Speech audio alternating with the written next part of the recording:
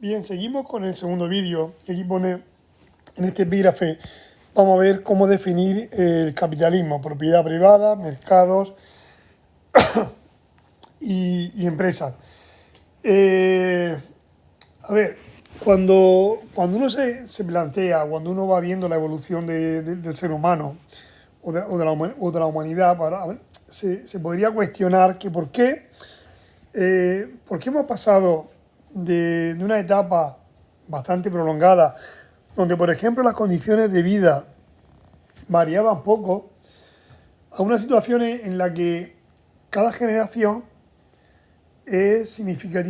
vive una situación significativamente mejor que la anterior. Claro, todo esto entre comillas, porque puede haber desastres, puede haber eventos no previsibles que pueden hacer que esto se rompa. Pero si ninguna desgracia ocurre, pues sí es verdad que cada generación pues, va a adquirir unos niveles de vida superiores o notablemente mejor que lo anterior. Nosotros vivimos mejor que nuestros padres y posiblemente nuestros padres vivirían mejor que nuestros abuelos. Y los que nos precedan, los que nos sucedan, pues vivirán mejor, en cierto modo. No sé, estoy pensando ahora mismo en una serie de cosas. Bueno, en principio sí, en principio tendrían que vivir mejor. Bien, pues este cambio en que cada generación pues, tiene un nivel de vida superior, notablemente superior al anterior, aunque todo esto es cuestionable, evidentemente, se debe a la revolución capitalista, ¿vale? El capitalismo no deja de ser, desde un punto de vista económico, aquí estamos hablando de un punto de vista económico, no es otra cosa que es un sistema económico que entre sus pilares se encuentra lo que es la propiedad privada, la empresa y los mercados, ¿vale? Entonces, sí que es verdad que es un sistema económico que se caracteriza por la combinación de una serie de instituciones. O sea, necesita de un conjunto de leyes que le garanticen una serie de, por ejemplo, que le otorgue cierta seguridad, necesita espacios donde se produzcan intercambios, necesita el funcionamiento de ciertas entidades como son las empresas. Entonces, tiene que haber un conjunto de instituciones, ¿vale?, que garanticen que todo esto se pueda desarrollar de una manera coherente. Por ejemplo, el capitalismo necesita lo que es la propiedad privada, ¿vale? Sería uno de los pilares fundamentales. Y aquí, al hablar de propiedad privada, desde un punto de vista capitalista, hablamos no solamente de una casa, sino, por ejemplo, sí que hablamos de todos los equipamientos, edificios, materias primas, así como los bienes producidos también, los bienes producidos y también todo lo que tenemos para poder producir, ¿vale? Que a eso le llamaremos insumos, ¿vale? Lo tendré por aquí. Sí, así como todos los insumos duraderos utilizados en la producción de bienes y servicios. Aquí también se incluyen las patentes y todo lo que tenga que ver con la propiedad intelectual. Pero también es por propiedad privada los bienes producidos. No lo he puesto aquí, pero se entiende que los bienes producidos también cuentan dentro de lo que es la propiedad privada. Entonces, como propiedad privada, pues entender todo lo que, digamos, en conjunto liga por ejemplo, a la empresa, pues todas las edificaciones, todo el capital que tenga, toda la maquinaria, todo lo que use en el propio proceso de producción y todo lo que sea producido, ¿vale? Incluyendo las patentes, que son propiedad de la empresa, o todo aquello que tenga algo que ver con la propiedad intelectual. Dice, ¿cuál de los siguientes son un ejemplo de propiedad privada? Propiedad privada es algo que tiene una pertenencia física a alguien y que se puede transferir, ¿vale? Y que es susceptible de poder ser transferido.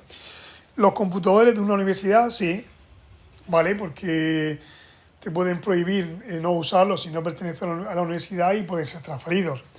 La tierra de un campesino en la Rusia soviética, eso pertenecería al Estado. Entonces no es el concepto estricto de propiedad privada, pues que pertenecería al Estado. Las acciones de una compañía pues pertenecerán a particulares. Y la habilidad de un trabajador yo creo que no son transferibles. Por ejemplo, no es algo inmaterial y algo que no puedes transferir a otra persona. Entonces yo ahí colocaría un no.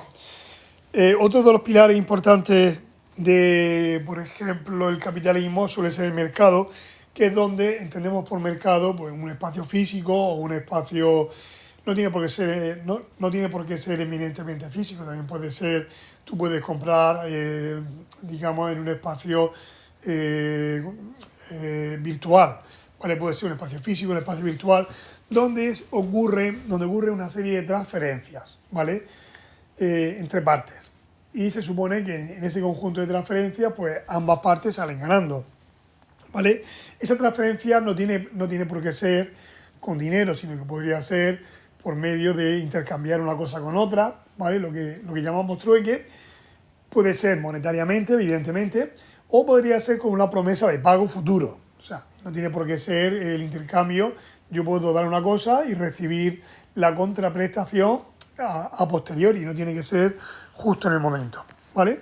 Pero sí que es verdad que el intercambio ha de ser beneficioso para las dos partes.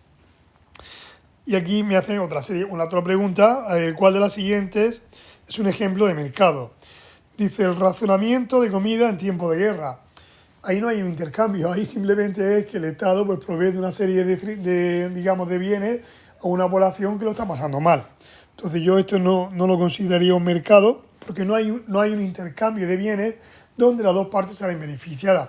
Yo no digo que ahí las dos partes no salgan beneficiadas porque el que necesita comer come y el Estado pues mantiene en cierto modo la moral alta, la moral la mantiene alta con la población, pero no hay un intercambio entre dos partes. Los sitios de subasta como eBay, ahí sí que hay un intercambio, supongo que será virtual. Nunca he comprado por eBay, pero supongo que será virtual. Los revendedores de boletas, ¿eso qué son? Serán boletos. Revendedores de boletas, no tengo ni idea de lo que es una boleta, a la entrada de un concierto, pero supongo que será vender algo en la entrada de un concierto. Es una venta, supongo que sí, eso sí, pero no tengo ni idea de lo que es una boleta. Y la venta ilegal de armas. Es trágico, pero si hay un intercambio y salen los dos ganando. Sí, ¿no? Sí, claro. Otra cosa es que sea legal. Bueno, aquí pone la palabra ilegal. Legal no es porque pone ilegal. Pero bueno, sí, se podría asociar a un mercado. No deseable, pero un mercado. Ahora, recordad que manteníamos tres pilares para el capitalismo. Propiedad privada, mercado y luego el tercer pilar que es lo que hizo despegar pues todo digamos todo lo demás, que es la empresa, posiblemente el alma mater, ¿vale? O sea que la propiedad privada y los mercados por sí solos no van a caracterizar lo que es el capitalismo, sino que tenemos que introducir y dotar de su importancia a la empresa. Y al hablar de empresa, hablamos de empresa en términos genéricos. Aquí he puesto unos cuantos ejemplos, pero todo lo que podáis entender por empresa, ¿vale? Pero por empresa tenemos que entender una institución en la que se tiende o se pretende generar un beneficio, o sea, tiene ánimo de lucro, ¿vale? Los propietarios son los individuos que tienen el poder sobre los activos de la empresa, ¿vale? O sea, para que sea una empresa, los propietarios son los que ostentan el poder de los activos que tiene esa empresa, pues maquinaria y todo eso. También hay un pago a trabajadores, ¿vale? Tiene que haber una remuneración a trabajadores. Y esa empresa tiene que vertir su producción al mercado. O sea, no vale para que sea autoconsumo, ¿vale? Si es para autoconsumo no lo podríamos catalogar como empresa, sino que el producto ha de salir a un mercado. Esto ya lo veréis en temas posteriores, pues que en el lado de la oferta y demanda en el mercado de trabajo, las empresas son las que demandan trabajo, son las que necesitan trabajadores, y los trabajadores son los que ofrecen su trabajo. A lo mejor uno, en el lenguaje callejero, podéis pensar, hay una oferta de trabajo. Vale, sí, pero los que ofrecen su trabajo son los trabajadores. O sea, me ofrezco para trabajar. Y las empresas demandan trabajo. Otra cosa es que por la calle escuchéis, sí, hay una oferta allí. O sea, hay una oferta de trabajo en esa empresa. Sí, pero el que ofrece el trabajo es el trabajador.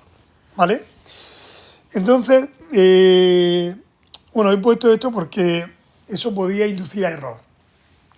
Bien, una vez que tenemos claro que el capitalismo, desde un punto de vista económico, es un sistema económico que se caracteriza por estos tres elementos vitales, ¿vale? Digamos que tiene como estas tres instituciones son las que definen el capitalismo con precisión.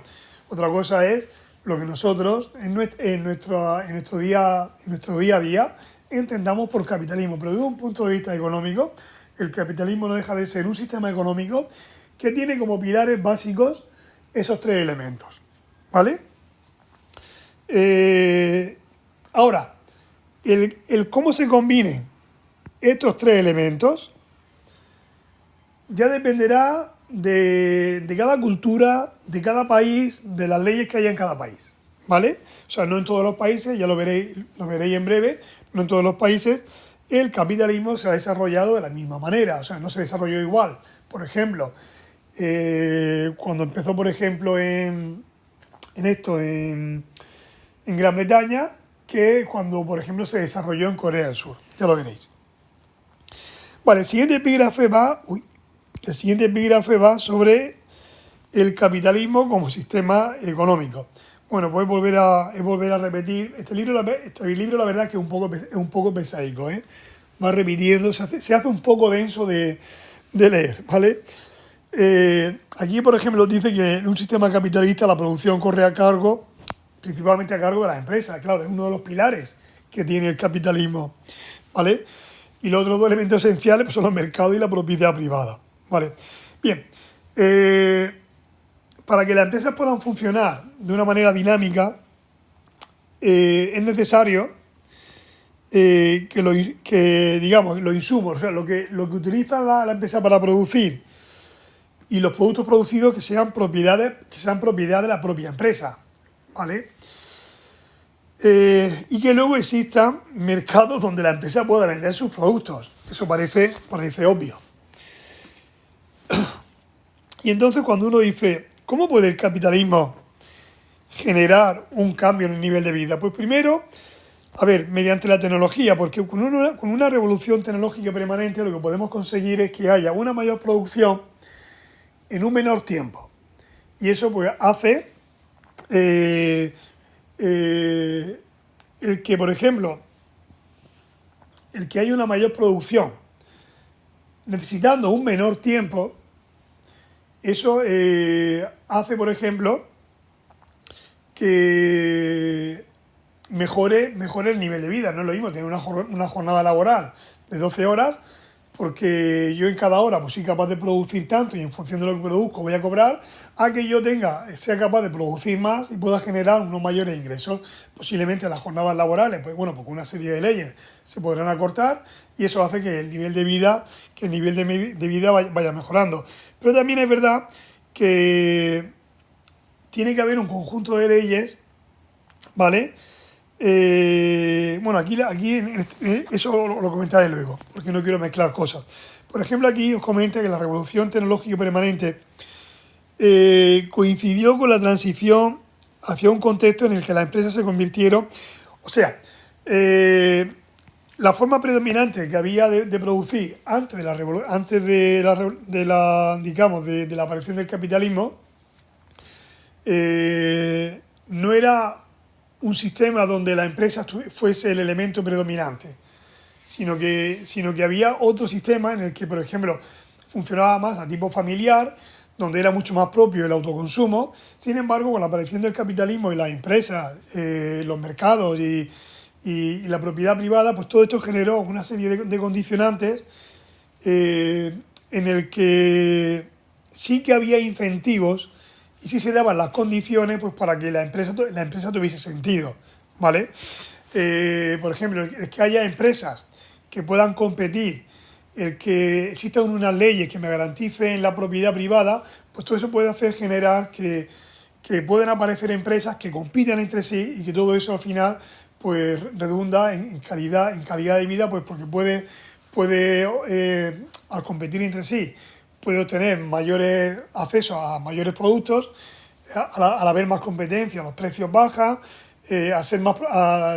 al introducir, al haber una revolución tecnológica continua, pues los sistemas son más productivos, los salarios en principio, entre comillas, tendrían que aumentar, pues todo eso al final va a redundar en beneficio para la sociedad. Y luego la especialización, cosa que ya mencionó Adam Smith, pues va a hacer que, bueno, esto lo voy a comentar ahora, os lo voy a comentar aquí. Entonces os lo voy a comentar aquí. El apartado 1.8 hablamos de las ganancias resultantes de la especialización. Vale, ya adelantaba Adam Smith en el siglo XVIII, en su famoso libro. Él lo relata en un ejemplo que pone sobre una fábrica, una empresa que produce alfileres. Si podéis encontrar la historia por internet, la verdad es que el ejemplo está bastante bien, no lo voy a contar, sería un poco largo, pero así en resumidas cuentas pues venía a decir que es mucho más cómodo que cada uno se vaya especializando en una faceta, que no cada trabajador tenga que coger un trozo de metal, le tenga que dar forma, lo tenga que dar martillazos para que se aplane, tenga que limar la punta, tenga que no sé qué, bueno, no sé cuáles son los pasos para hacer un alfiler, no sé qué habrá que hacer, pero bueno, él sí lo detallaba, se ve que se informó y detallaba pues cada uno de los pasos que hay que hacer desde que coge la materia prima hasta que sale el alfiler producido. Entonces él venía a comentar, es mucho más cómodo que esas fases para llegar desde lo que es la materia prima a lo que es el alfiler final, se dividan en partes y que cada uno vaya haciendo una parte, ¿vale? Es más cómodo, más cómodo y mucho más productivo que uno haga todas las partes. ¿Por qué? Bueno, pues él esgrimía una serie de razones que en cierto modo tienen bastante sentido. A la primera en el libro le llama aprender haciendo. ¿Por qué? ¿Por qué aprender haciendo? Si yo me voy especializando en una sola tarea, pues voy cogiendo habilidad, voy cogiendo destreza, voy cogiendo rapidez, porque voy cogiendo, como solo me tengo que centrar o concentrar en lo que estoy haciendo, pues voy cogiendo hábitos, mecanismos, y el tiempo me va a hacer que yo vaya aprendiendo ciertas habilidades que me van a permitir que sea más productivo. A lo mejor antes en lo que tardaba hacer 2, pues en el mismo tiempo ahora hago 8 porque tengo mucha más habilidad en ese proceso. Y eso, bueno, en el libro lo llaman como aprender haciendo. Claro, si tú tienes que hacer más tareas, tú vas a aprender a hacer, sí, pero más tareas. Entonces no te centras tanto en una y no va a aumentar tanto la productividad. Y además también venía a esgrimir que no todos los trabajadores pues tienen las mismas habilidades pues para hacer todas las tareas. Entonces hay tareas en las que tú eres más productivo, entonces pues se podría llegar a esa ventaja de distribuir a los que tienen más en las tareas, en aquellas tareas, o sea, distribuir, hacer concordar la habilidad del trabajador con la tarea. O sea, a que tú veas que es más eficaz o más productivo en esta tarea, pues lo pones en esta tarea. Y luego también lo que llamamos economía de escala. La economía de escala se produce cuando, al ir aumentando la producción, el coste medio de producir, va disminuyendo. Y esto puede ocurrir porque al aumentar la productividad, al especializarte, aumenta la productividad. cada trabajador se vuelve más productivo y el que se vuelva más productivo significa que aumenta el nivel de producción, pero con los mismos trabajadores porque son más productivos. Y eso va a generar un aumento en la producción. Como tienen los mismos factores productivos, o sea, que tienen los mismos trabajadores, lo que va a hacer es que los costes disminuyan porque tienen más producción distribuido en los mismos factores. Entonces hace que aumenten la producción y los costes vayan disminuyendo. Eso en el mundo económico se llama economías de escala. Economías de escala es cuando al aumentar la producción, por la razón que sea, el coste medio de producir el producto va disminuyendo. Eso no siempre ocurre, pero en este caso, por motivo de la especialización, porque Adam Smith vino a decir que se podrían producir economías de escala. Y estas son ventajas de trabajar en un número concreto de tareas, ¿vale? En vez de que uno lo haga todo, pues uno se va centrando en aquellas facetas en las que es más productivo. Fijaros que Adam Smith, bueno, aquí viene un párrafo muy interesante que está sacado del libro de La riqueza de las naciones, ¿vale? Que viene a resumir, bueno, viene a decir que el mayor progreso de la capacidad productiva del trabajo y la mayor parte de la habilidad, destreza y juicio con que ha sido dirigido o aplicado parecen haber sido los efectos de la división del trabajo. Fijaros que pone la división del trabajo por encima incluso del talento, ¿vale? O sea que todo este progreso en la producción, todas estas adquisiciones de habilidad, de destreza, de rapidez a la hora de ejecutar el trabajo, ha venido como consecuencia de los efectos de la división. Incluso, fijaros lo que viene a decir aquí, que el aumento de la productividad no se debe tanto al talento que tenga el trabajador en sí, sino a la división del trabajo, que es lo mismo que decir a la especialización. Existen ejemplos que veréis también en cursos posteriores, cuando habléis, por ejemplo, cuando mencionen el comercio internacional. Este se parece mucho a las ventajas del comercio internacional. Bien, vamos a mencionar este ejemplo que está, por lo menos es un poco chocante. Yo la primera vez que vi, no fue exactamente este ejemplo, pero fue uno parecido, porque una cosa es que a la hora de comparar, por ejemplo, dos trabajadores que pueden producir cada uno de ellos, bueno, os pongo situación. Un mundo con dos personas, A y B, por no ponerle nombres más largos, y dos bienes, manzana y trigo. ¿Vale? Imaginar que hay un mundo así ideal, un mundo donde hay solamente dos personas, A y B, y solamente pueden producir dos bienes, manzanas y trigo. Y entonces, vamos a ver cuáles son las condiciones de este juego. Si A dedicara todo su tiempo, que son 2.000 horas, a producir manzanas, o sea, imaginaros que las 2.000 horas se las tira produciendo manzanas. Pues él podría producir 1.250 manzanas. En cambio, si se dedicara, esto sobra, si se dedicara al trigo, podría producir 50 toneladas de trigo. O sea, él tiene esas dos opciones. También puede buscar soluciones intermedias. Pues producir la mitad de manzana y, bueno, combinar, ¿vale? Pero, digamos, si nos vamos a las situaciones extremas, si solo produce manzanas, podría producir 1.250 manzanas. Si todo el tiempo se lo dedica al trigo, podría producir 50 toneladas de trigo. Esta sería la idea de, o sea, lo que podría hacer el trabajador A. Aquí tenéis una regla de 3 para que veáis en qué relación está este trabajador en cuanto a la manzana y al trigo. He hecho una regla de 3. Aquí he puesto las manzanas, ¿vale? Y aquí he puesto el trigo. Y la idea es que él tiene 2.000 horas, ¿eh? Él tiene 2.000 horas para trabajar. En 2.000 horas puede producir o estas manzanas o este trigo, ¿vale? Entonces lo que yo quiero ver en qué relación están las manzanas y el trigo.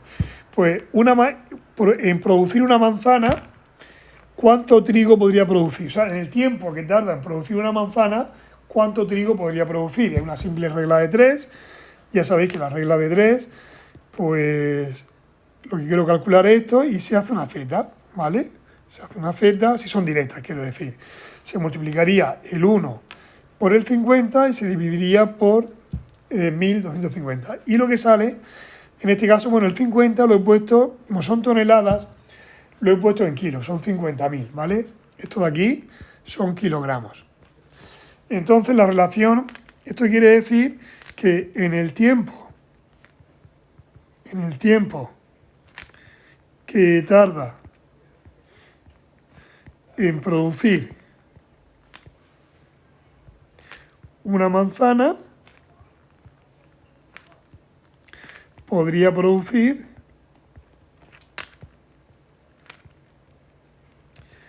¿cuántos son? 40 kilogramos de trigo. O sea, él tiene ese sacrificio, esta persona tiene ese sacrificio. En el tiempo que tarda en producir una manzana, él podría producir 40 kilogramos de trigo, ¿vale? Esto es muy importante por lo que voy a ver ahora. El personaje B dice, en cambio, B podría producir, si dedicara las 2.000 horas, podría producir 1.000 manzanas, y si las dedicara al trigo, 20 toneladas, o sea, 20.000 kilos. Estáis viendo que el personaje A, o sea, la persona A, tiene más capacidad tanto para producir manzanas como para producir trigo. Tiene ventaja en las dos. Sin embargo, fijaros el ejemplo de la especialización, ¿vale? Fijaros lo que nos va, a mí me explotó la cabeza. Porque tú piensas, pues que A produzca las dos cosas. Bueno, lo mejor será que trabaje A. No, mirad, hay una forma de combinarlo de manera que los dos salgan ganando. Entonces, fijaros que hay algo curioso. A tiene ventaja en todo. Produce más manzanas y produce más trigo. Produce 50 toneladas y el otro produce 20. O sea que produce 2,5 veces más de trigo que de manzanas. No, perdón. A produce 2,5 veces más trigo que B. O sea, multiplica por 2,5. Es como si fuese un 250%. Sin embargo, en las manzanas, A produce un 25% más de manzanas que B. O sea, tiene mucho más ventaja porque 2,5 veces más es más que un 25%, ¿vale? Un 25% es 0,25 veces más, ¿sabes? Y 2,5 es más grande que 0,25, ¿vale? O sea, él tiene ventaja en los dos, pero tiene muchísima más ventaja en el trigo. Entonces, teniendo ventaja absoluta en los dos, no lo voy a demostrar, pero se podría demostrar que lo mejor sería que A se dedicara solamente a producir aquello en lo que es más productivo. Por ejemplo, el trigo, porque produce 2,5 veces más que B. Y B dedicara sus 2.000 horas en producir aquello en lo que tiene menos desventaja con relación a A, que es el otro que era las manzanas. Porque mirad, el mismo ejemplo que he hecho con A, lo vamos a hacer aquí con el individuo B. O sea, individuo no lo digo con términos despectivos, simplemente por darle un nombre. Como no sabemos cómo se llama, pues por eso le digo individuo. Aquí lo mismo, aquí tenemos las manzanas, que eso lleva la tilde, y aquí tendré el trigo. No sé si he puesto ante la tilde las manzanas. Ah, no, manzana no lleva tilde. ¿Qué digo yo? Anda que, como me voy a la de lengua, me sorprende. Anda que vaya... Mejor me callo. Y bueno, el individuo B, por cada manzana, sacrifica... A ver, vamos a hacer la misma relación. A ver, en el tiempo que hace una manzana, ¿cuánto trigo dejaría de hacer? Ese sería el coste de oportunidad. Entonces, lo mismo, pues en el tiempo que produce 1.000 manzanas, produce 20 toneladas, pues en una manzana X kilos. Bueno, 20 toneladas, ya sabéis que esto serían 20.000 kilos, ¿eh? Que luego aquí he puesto 20.000. Porque la X la quiero poner en kilos porque es más cómodo tener en kilos que no 0,0. Es más cómodo decir 40 kilos que no 0,04 toneladas. Entonces, hacéis la regla de 3 y me sale 20 kilos. O sea, que el individuo B en el tiempo que tarda en producir una manzana, sin tilde, claro, podría producir 20 kilogramos de trigo. Entonces, la persona B sacrifica menos, o sea, por cada manzana sacrifica 20 kilos de trigo. La persona A por cada manzana sacrifica 40. Entonces, lo que vamos a hacer es que la persona A se dedique a producir trigo y saldrán 50 toneladas o 50.000 kilos, como lo queráis decir, y el B, pues que se dedique a la producción de manzanas y produciría 1.000 manzanas. Y esa sería la combinación más exitosa para estos dos personajes. Fijaros que nos estamos apoyando en la especialización. En este caso, sobre todo, en lo que uno tiene más habilidad, ¿vale? En lo que uno tiene más habilidad, pues saldríamos ganando si al final decidiéramos hacer eso. Otra cosa es que pudiéramos convencer a los dos personajes que cada uno se dedicara a hacer aquello lo que es mucho más productivo. Pero sí que es verdad, por ejemplo, de la economía de escala, no sé si en alguna asignatura os han mencionado la cadena de montaje que hizo Ford, por ejemplo, digamos, en la industria del automóvil. Ford fue famoso porque introdujo lo que era la distribución de tareas. Hasta ese momento, pues cada coche era distinto. Cuando se te rompía una cosa, pues tenías que ver si había digamos, repuestos para eso, porque era como si cada coche, cada coche fuese distinto, las piezas distintas.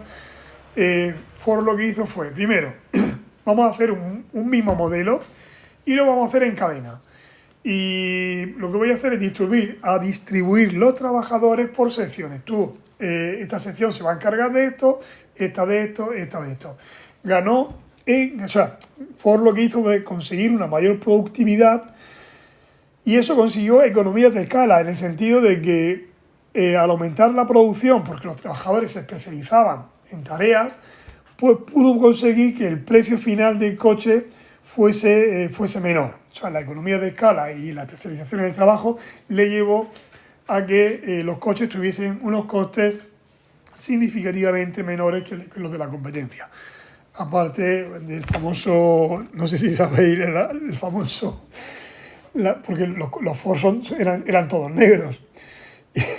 Y entonces se ve que en una conferencia de prensa, pues algún periodista le dijo que por qué el público por qué solo podían elegir el coche negro. Y el presidente de Ford vino a decir, no, el público es totalmente libre para elegir el color del coche siempre que lo elija negro. O sea que eso fue curioso. O sea, con eso ya os dais cuenta de cómo era ese personaje. Pero bueno, aquí vamos a ver ahora lo del capitalismo y la causalidad y el palo de hockey de la historia. Ya sabéis que lo del palo de hockey de la historia pues viene sobre todo pues, por la evolución del PIB real, que ha tenido una forma similar a esa, o sea, un periodo más o menos de estancamiento, con poca movilidad, con poca variación, con poca fluctuación, como le queréis decir, y a partir de un momento que todos señalan que fue pues, más o menos pues, por la época de la Revolución Industrial y una serie de acontecimientos que acompañaron también, pues se produjo como una especie de... El PIB se empezó a disparar y empezó a crecer de manera sostenida. ¿Vale? Ahora, vamos a ver si como muchos pueden pensar, oye, y de verdad el capitalismo fue el que causó ese giro en el palo de hockey. Bueno, quizás sea muy pretencioso afirmar eso, o sea muy fuerte tener que decir, mira, esto se debió al capitalismo. Decir que A es la causa de B, pues se puede decir en ciertos fenómenos deterministas, por ejemplo, como la gravedad es el motivo de que algo caiga hacia el suelo. Si yo dejo en el aire, por ejemplo, el lápiz óptico que tengo en la mano, pues se va a pegar un porrazo en el suelo seguro. Vamos, eso lo sabemos todos. ¿Pero por qué? ¿Cuál es la causa de que el lápiz caiga? Bueno, pues lo asociamos a la gravedad, pero en el fondo es porque la Tierra, los cuerpos se atraen, bueno, pues todo eso, ¿no? La Tierra atrae al cuerpo con una aceleración que es la aceleración de la gravedad. Vale. Entonces ahí sí hay una causa, una causa. Pero no siempre que dos hechos aparezcan, se muevan en el mismo sentido, quiere decir que uno sea la causa del otro. El típico ejemplo de que mucha gente cuando se acerca el invierno pues empieza a lavar la ropa de invierno porque se la va a poner, empieza a lavar las mantas, empieza a tender las mantas para que se seque y luego pues llega el frío. Y uno puede pensar, el frío viene porque la gente lava la ropa de invierno y el frío se acuerda y entonces el frío se acuerda y tiene que venir. No, vamos a ver. El que la gente lave la ropa y empiece a sacar las mantas no es la causa de que venga el invierno. Sucede a la par, pero no es uno no es la causa del otro, evidentemente. Pues lo mismo puede pasar con el capitalismo, que yo no digo que sea el mismo ejemplo, pero que ese giro en el palo de hockey, que le gusta poner como ejemplo el libro, no tiene que ser 100% debido a la introducción del sistema capitalista, ¿vale? Sino que en el momento, con la irrupción del capitalismo, se dio la circunstancia de que también aparecieron otra serie de movimientos y entre todos, pues sí que es verdad que pudieron empujar para que el PIB pues, se pudiera producir en el PIB ese giro en la historia, ¿vale? Que surgió, por ejemplo, más o menos por la misma época, años antes, años después, pues surgió lo que fue la Ilustración. Y eso fue un avance muy importante, por ejemplo, en las ciencias naturales, en el derecho, y se introduce el derecho de las personas, se introduce una serie de avances en el mundo de la ciencia de manera significativa, mejora, digamos, el pensamiento. O sea, hay una serie de acontecimientos que empiezan a surgir con la Ilustración, que todos esos cambios también empujaron para que se pudiera producir ese giro, digamos, en el palo de hockey.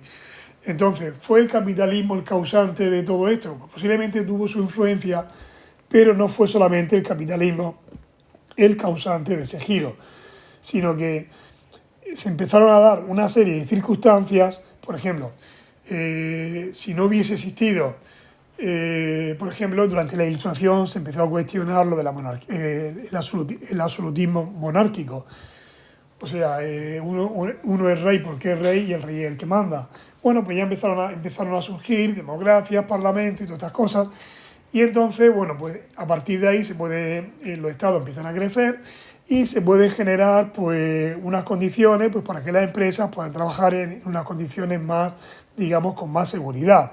Hay un sistema jurídico más potente, que se otorgan más derechos a las personas. Bueno, hay una serie de circunstancias que condicionan, son semillas para que el capitalismo pueda ser más dinámico, ¿vale? Pero claro, decir que el capitalismo fue la causa de... Bien, el capitalismo tuvo su importancia, pero se aprovechó también de una serie de circunstancias que propiciaron que el capitalismo fuese más dinámico, ¿vale? Eso es lo que quiero que os quede claro aquí. Variedades de capitalismo. Bueno, aquí en el libro viene a decir que no siempre en todas las economías el capitalismo... incluso, por ejemplo, si el capitalismo se ha desarrollado de la misma manera. por ejemplo, si miráis aquí hay un gráfico, a ver qué país aparece, el naranja es el que más evoluciona, incluso hay uno que baja. ¿Cuál es el que baja? Creo que es el de la URSS.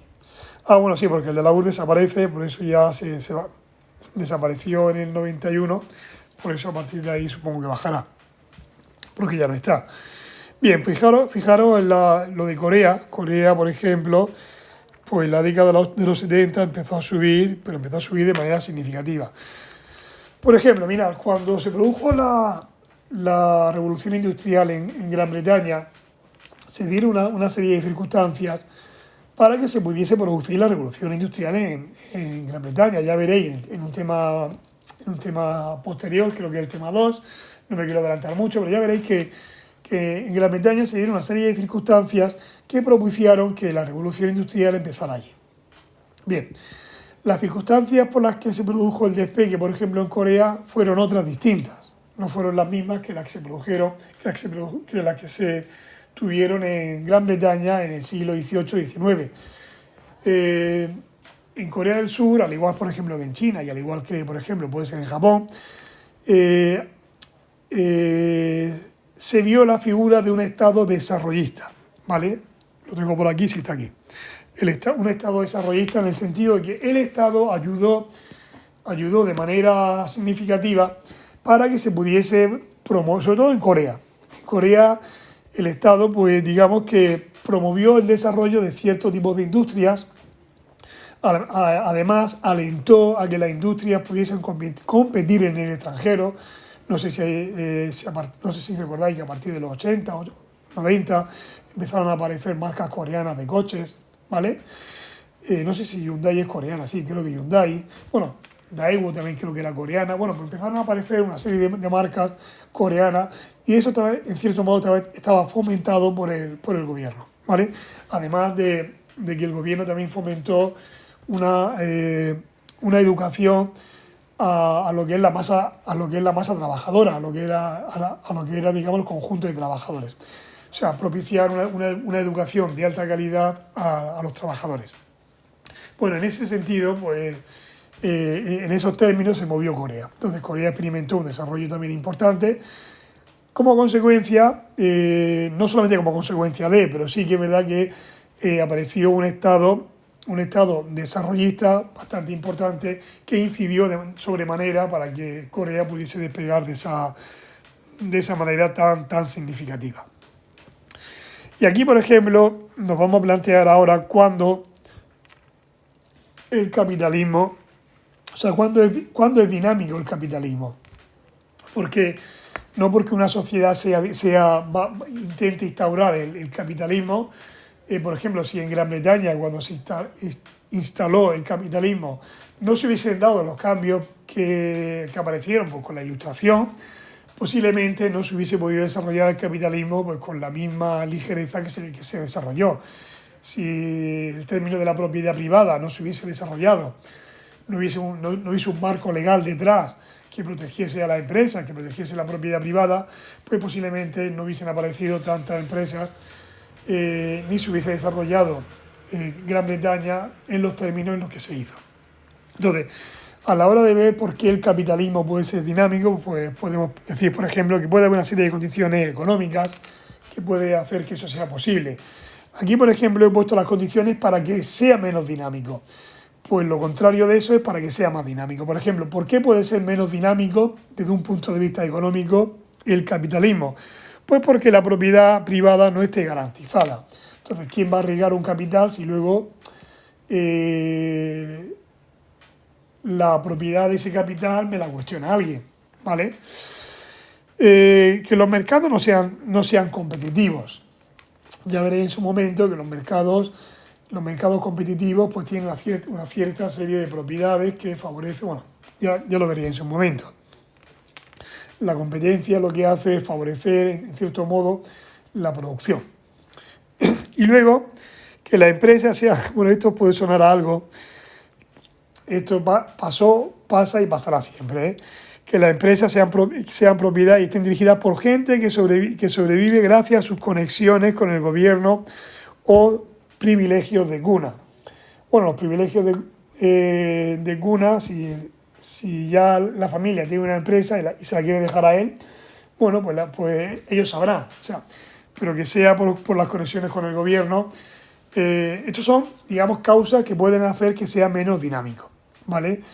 Si la empresa la dirige a alguien que su motivo no es que sea amigo de alguien que esté instalado en el gobierno, pues eso irá, digamos, en beneficio de la empresa. Si tu única valía es que eres amigo de, pues posiblemente sea más un lastre para la empresa que un beneficio para ella.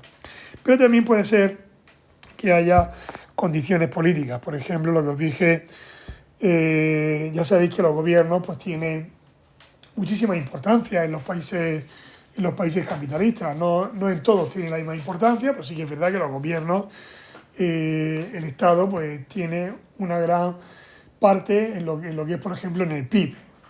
Hay países donde el Estado pues llega a producir, la producción estatal llega a estar por encima del 50%.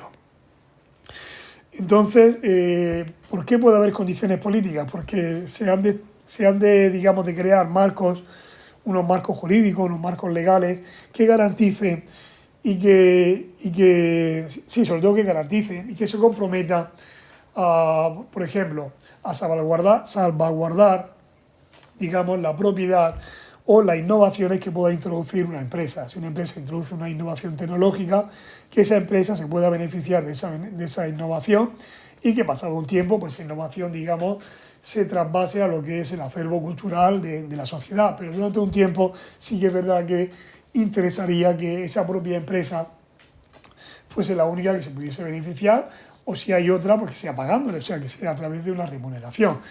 Y eso lo que incentiva es que la propia empresa tenga motivos pues, para poder innovar.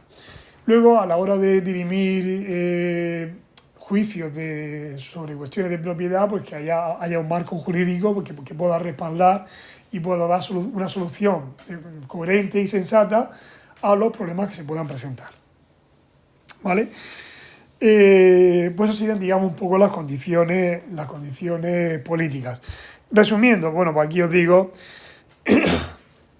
para que un sistema económico, o sea, para que el capitalismo se pueda convertir en un sistema económico dinámico, pues tiene que haber incentivos privados, o sea, que la empresa tenga, digamos, la garantía de que las innovaciones que van a introducir le puedan reportar beneficios y que no se las pueda apropiar otro impunemente, ¿vale?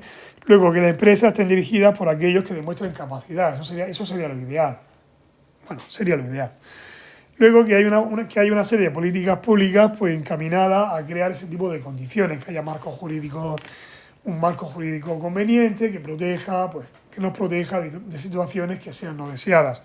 Y luego que haya un marco social y un marco ambiental que sea, digamos, que sea estable.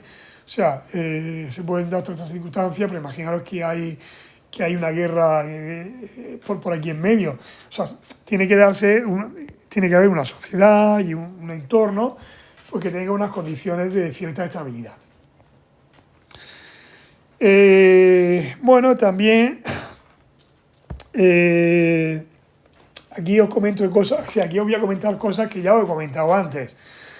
Los distintos sistemas políticos en los que se ha ido introduciendo el capitalismo. Por ejemplo, cuando se introdujo en Gran Bretaña, pues ya sabemos cómo surgió en Gran Bretaña. Bueno, y también lo veremos en el capítulo 2, ¿vale? Pero, por ejemplo, en China, el sistema China, que era una economía de planificación central, últimamente, hace ya unos cuantos años, está abrazando el capitalismo, pero un capitalismo un poco peculiar porque en China no hay una democracia como se entiende, como podemos entender nosotros por esta zona. O sea, en la Unión Europea tenemos un concepto de democracia que a lo mejor no es la democracia que se estila, por ejemplo, en China. Entonces, el capitalismo se ha instalado en China, pero China no tiene un sistema democrático como pueda tener, por ejemplo, los países de la Unión Europea o países, por ejemplo, de otros continentes, incluso, por ejemplo, incluso puede ser Japón, como puede ser Corea, ¿vale? Luego hemos visto que en Corea y en otros países, también en China, en Corea sí que hay una democracia, o por lo menos yo creo que sí, a día de hoy creo que en Corea sí que hay una democracia, en Corea del Sur, digo, Corea del Sur.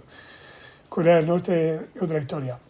Pero en Corea del Sur sí que sí que creo que hay un sistema democrático y el gobierno, bueno, pues ha apoyado sobremanera digamos, la instalación de un sistema capitalista. Bueno, y en cada país, pues digamos que tendrá unas connotaciones distintas. Bien, vamos a intentar responder a estas, creo que son dos preguntas. Sí, dos preguntas.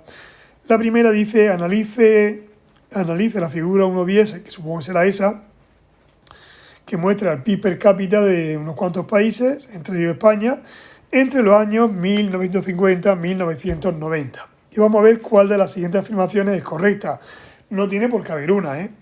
Dice la primera opción, la principal razón por la que la evolución de Alemania Oriental fue peor es haber iniciado su proceso de crecimiento desde un nivel más bajo en 1950. Mira, la Alemania Oriental es la que tiene color lila. Empezó aquí. Y hay países, por ejemplo España, empezó de un nivel más bajo, ¿vale? Y ha terminado en un nivel más alto. Fijaros, España. Voy a pintarla en verde, ¿vale? España ha terminado en un nivel más alto que Alemania Oriental, ¿vale? O sea, que el que haya empezado en un nivel más bajo no es pie para que haya sufrido una evolución más, digamos, más pequeña. España empezó desde un nivel más bajo, sin embargo, en el 1990 pues tenía un PIB per cápita superior. O sea que la primera razón va a ser que no, porque hay ejemplos que demuestran que eso no es cierto. El hecho de que Japón y Alemania Occidental tuvieran el mayor PIB per cápita en el 90, fijaros que aquí tenemos estos dos países, dice, implica que encontraron el sistema económico óptimo. A ver, yo aquí entiendo que los dos hicieron lo mismo, y eso no es verdad. Alemania, sí que es verdad que en los dos el papel del Estado fue importante. En Alemania también se metieron por medio de los bancos, pero por ejemplo en Japón, o sea, digamos, tuvieron caminos distintos. O sea, no siguieron el mismo, o sea, el papel del Estado no fue el mismo en los dos países. Y el desarrollo que tuvieron no fue el mismo en los dos países. En los dos países estaba instalado el sistema capitalista, pero no siguieron al 100% caminos paralelos. Entonces, yo entiendo que ahí me están diciendo que siguieron el mismo camino. No siguieron el mismo camino. Han llegado a un nivel de producción per cápita bastante elevado, bastante similar, en el año 90, pero no tuvieron que seguir caminos paralelos, ¿vale? El tercer apartado dice, España fue capaz de crecer a una tasa mayor que Alemania. Supongo que será que Alemania Oriental, porque España está aquí y Alemania Oriental la tenemos aquí. Sí, tuvo un mayor crecimiento que Alemania Oriental, porque mayor crecimiento que la otra no lo veo, porque España es la línea verde, y si comparamos, por ejemplo, la otra Alemania, que es la azul, con la verde, pues mirad, la azul sería esta. Y España tendría esto. Entonces yo más o menos veo caminos paralelos, o sea, veo que están, no sé, no veo que España se vaya acercando a Alemania. Si tiene un mayor crecimiento, o sea, no, tiene un mayor crecimiento que la otra Alemania, eso sí, pero que con respecto a la Alemania oriental, pero occidental, sí, parece que se acerca un poco, pero no creo que entren en esos detalles. O sea, si es con respecto a la Alemania oriental, sí, con respecto a la occidental, no lo veo tan claro. Y la diferencia en la evolución de Alemania oriental y la occidental demuestra que el capitalismo, siempre que veáis algo tajante como siempre, nunca, recelar, dice, demuestra que el capitalismo siempre promueve un rápido crecimiento económico, mientras que la planificación central es receta segura para el estancamiento. Eso no es cierto. Yo no digo que a largo plazo el capitalismo pueda conseguir haya conseguido resultados mayores que los sistemas de planificación central. pero no siempre tiene que ser mejor el capitalismo que el otro sistema. Entonces yo ahí tampoco daría una afirmación. De hecho, ha habido momentos donde a lo mejor la Unión Soviética pues crecía a ritmos que a lo mejor países capitalistas no podían crecer. Es posible que a largo plazo, la experiencia nos dice que a largo plazo sí es posible que eso haya ocurrido, pero tiene que ser en plazos de tiempo más largos, o sea, mayores. Dice, analice nuevamente la figura 11, que será esta de aquí. Igual de las siguientes conclusiones sugiere el gráfico. Dice, hasta 1990 el gobierno del Partido Comunista de la Unión Soviética fue un fracaso completo. Esta es la Unión Soviética.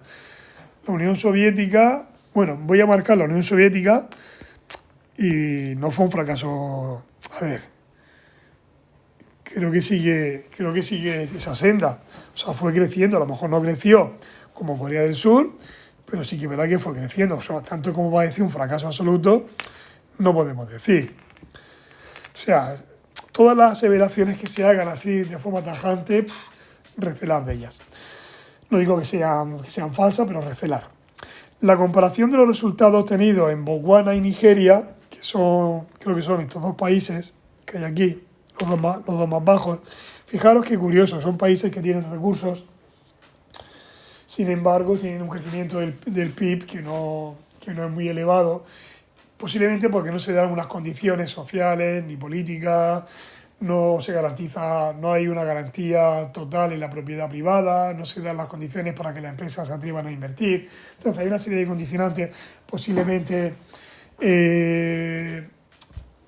todavía sigan teniendo cierta dependencia de antiguas colonias que fueron colonias de países europeos. Quizá el reparto no se hizo de la forma adecuada, bueno, no sé, cada uno eso ya es divagar. Pero vamos a intentar responder a esta pregunta que dice, la comparación de los resultados obtenidos en esos dos países muestra que la existencia de abundantes recursos naturales no es condición suficiente para garantizar un mayor crecimiento económico. Yo ahí, si le doy un sí, voy a hacer como el programa de la voz, yo voto que sí, porque no siempre, o sea, no es que tú tengas garantía, va a suponer que tu economía vaya a evolucionar de forma positiva. Se tienen que dar una serie de condicionantes que posiblemente allí no se dé. La C dice, la impresionante evolución de la economía de Corea del Sur indica que los países deberían copiar su sistema económico. No tiene por qué, porque las condiciones que se dan en Corea del Sur se dan en Corea del Sur, no tienen por qué darse en otros países. Y eso es como decir que lo que ha funcionado a este enfermo le tiene que funcionar al otro, ¿no? Los sistemas inmunológicos son distintos y tú puedes tener esta enfermedad y el otro puede tener la misma, pero aparte puede tener otra enfermedad más y el tratamiento tiene que ser distinto. Y las sociedades pues son como las personas. Cada sociedad tiene su cultura, tiene sus problemas, tiene su historia, tiene sus carencias, tiene sus virtudes y lo que funciona en una no tiene por qué funcionar en otra. Vale, y la última dice, la evidencia disponible sobre el desarrollo económico de la Federación Rusa y la antigua Unión Soviética después del 90 muestra que el reemplazo de un sistema de planificación central por el capitalismo generó crecimiento económico inmediato. No. Las primeras ex-repúblicas, que eran repúblicas satélites de Rusia, o sea, los antiguos miembros de la Unión Soviética, cuando se pasaron al modelo capitalista, de primera no experimentaron una evolución positiva en su crecimiento del PIB. O sea, no fue tan bien al principio, ¿vale? O sea, que ahí se podría responder que no. O sea, se debería responder que no, que es lo que no ha mostrado la evidencia empírica. Y luego aquí el papel un poco de la ciencia económica y la economía, digamos, en general. ¿Qué hace la ciencia económica o qué hace la economía en general? Pues simplemente analizar de qué manera interactúan los individuos que puede haber en una economía entre sí, y ya no solamente entre sí, sino también con el entorno y el impacto que genera en ese entorno, y también esa interactuación que hay con otros individuos y con el entorno, pero a lo largo de un tiempo. O sea que las ciencias sociales al final lo que van a describir es el comportamiento, o sea, nuestro comportamiento entre nosotros mismos, con el entorno y a lo largo de un tiempo. Y aquí, pues por ejemplo, os dice en cuatro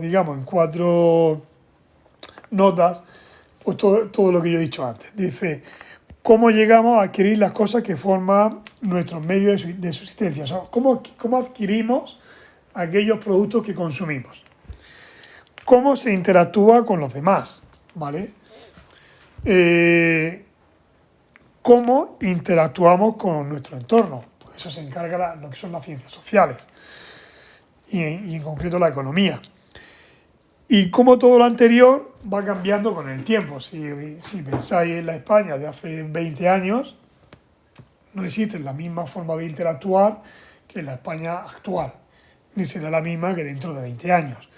O sea, el cómo interactuamos entre nosotros, cómo hacemos para conseguir los bienes que consumimos, cómo interactuamos con el entorno y cómo cambia eso en el tiempo. Pues todo eso podría ser el ámbito donde se mueva de forma cómoda las ciencias económicas y la economía en general.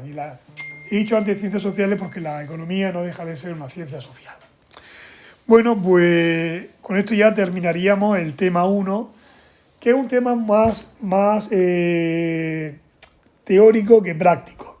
De hecho, ahora mismo no recuerdo si en los exámenes he visto alguna que otra pregunta de este tema. Tendría que volver a mirarlo porque ahora mismo no recuerdo ninguna pregunta de este tema. Ahora mismo, igual sí que la hay, pero ahora mismo no recuerdo ninguna pregunta de este tema.